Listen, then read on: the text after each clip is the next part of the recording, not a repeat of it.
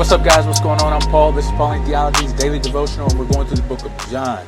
Man, I'm glad you're here. Glad you're listening. This is Trust in Jesus Ministries, where we help you to trust in Jesus more every day for the first time, for salvation, or every day just more and more of every area of your life, man. I'm glad you're here. Glad you're listening. The way we do this, the way that we help to grow and trust in Jesus is by studying His Word.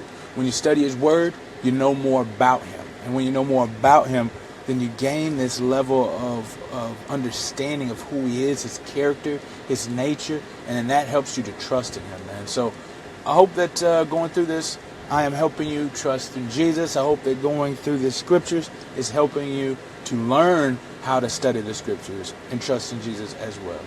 So we're in John chapter 19, verse 6. 19:6. And if you haven't read it, go ahead and check it out and see what it has to say, and we'll answer some questions. If you've already read it, then let's jump into it. What's happening? What's going on in the Scriptures?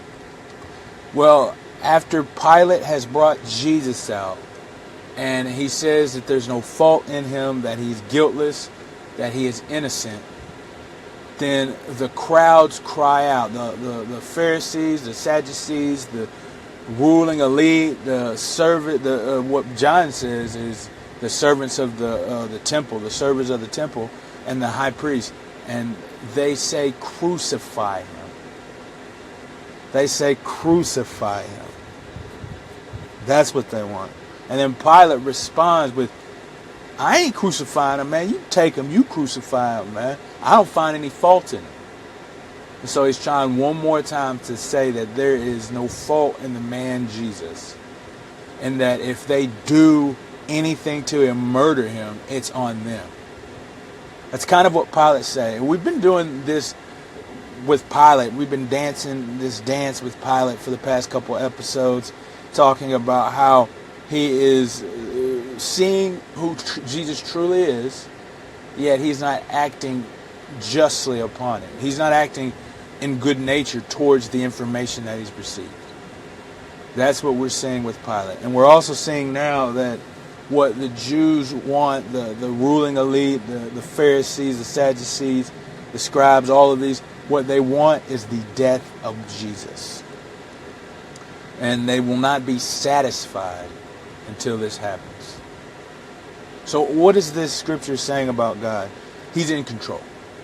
Because we have Pilate, who is the guy. You know what I mean? He's like the president.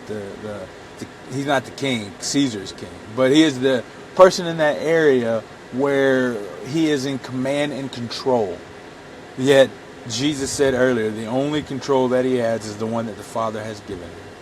And that's what we're seeing, because even as he's trying to manipulate and move to free Jesus, it's not happening. God is in control. You see, because God has orchestrated this event in order that his sons and daughters might be known. In order that we might come and be in his kingdom, reunited with the triune God. See, that's what's happening here. What does this say about man? It says that we are not in control. If God is in control, then obviously the opposite of man is we're not in control. Yet, there is it's such a tension, man. Is yet we still are in control in some way.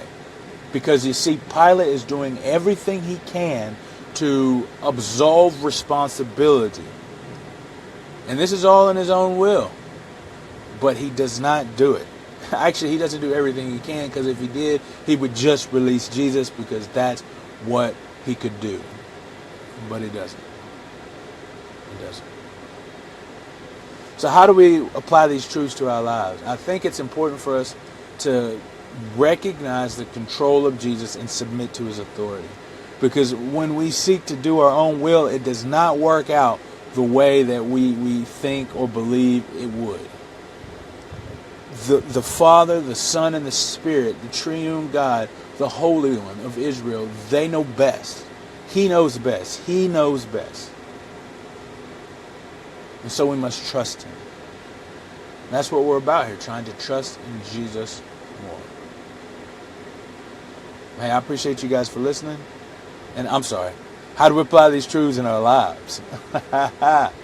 How do we apply these truths? And I did say ways that we can think about it, but I want to give a step, a walk, a way that what we can do today. And I think what we can do today is contemplate. There's not always something that you have to take action, but I think just contemplating, ruminating about the person of Jesus and what he has done, how he has done it, because it's so brutal, the pain and suffering that he has gone through. Let's sit and think about that. And as we do, then realize that great love that he has for us. And I appreciate you guys for listening, and I'll see you in the next episode.